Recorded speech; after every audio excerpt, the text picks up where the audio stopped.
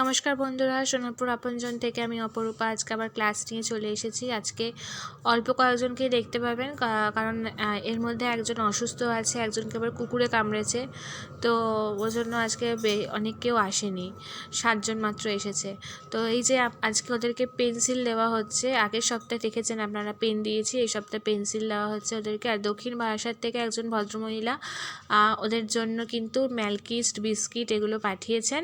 তো অনেক ধন্যবাদ আপনাকে, এরকমভাবেই পাশে থাকবেন আমাদের। তো দেখুন, ম্যালকিসগুলো ভাগ করে দেওয়া হচ্ছে, কিন্তু ওদের মধ্যে একটা প্রবলেম আছে, যেটা আমাদের বাচ্চাদের মধ্যেও হতো, সেটা হচ্ছে চকলেট আর অরেঞ্জ নিয়ে। ওদের বেশিরভাগ চকলেট পছন্দ।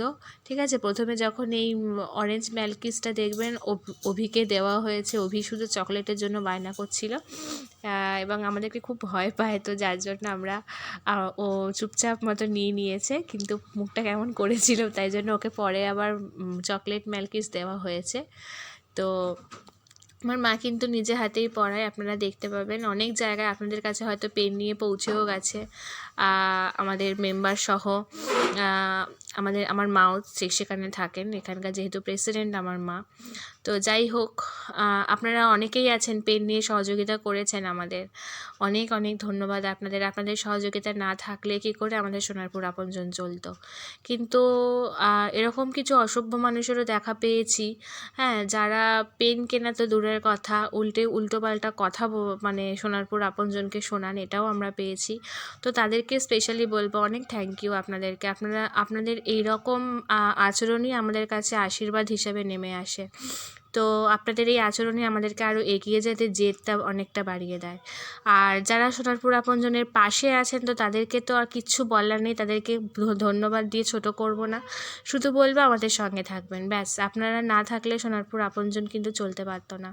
তো আপনারা কিন্তু চাল, ডাল, তেল, নুন যা খুশি দিয়ে আমাদের বাচ্চাগুলোকে সাহায্য করতে পারেন, কারণ ওদের জন্য এখানে লাঞ্চেরও আমাদের ব্যবস্থা হয়ে থাকে। আজকে ওদের লাঞ্চে ছিল ডিমের ঝোল ভাত। আমরা নিজে হাতেই ওদেরকে রান্না করে দিই। ওরা এখানে যেহেতু খাওয়ার ব্যবস্থাটা নেই, ওরা টিফিন বক্সে করে নিয়ে যায়, বাড়িতে নিয়ে গিয়ে ওরা ধীরে সুস্থে স্নানটা করে দুপুরে খাওয়াটা খায় আর কি। তো খুব ভালো থাকবেন, এরমভাবে সহযোগিতা করবেন, আপনাদের যেটুকু সামর্থ্য সেটুকুর মধ্যেই সহযোগিতা করবেন। আপনারা নিজে হাতে এসে সহযোগিতা করবেন, আমাদেরকেও দেওয়ার দরকার নেই। নিজে হাতে এসে নিজে আসবেন, এখানে এসে নিজে হাতে সহযোগিতা করবেন ওদেরকে, আমাদের কোনো অসুবিধা নেই। শুধু আপনাদেরকে বলবো, প্লিজ বাজে কথা বলবেন না।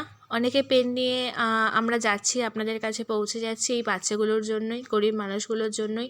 আপনাদের সবার পেন লাগে, দয়া করে একটু পেনটা নিয়ে সহযোগিতা করবেন, গ্যারেন্টি দেবো পেন খারাপ হবে না। আচ্ছা চলুন, আজকে লাঞ্চটা দেখিয়ে দিলাম। এই যে ভাত আছে গরম, একদম ধরতেই খুব অসুবিধা হচ্ছে।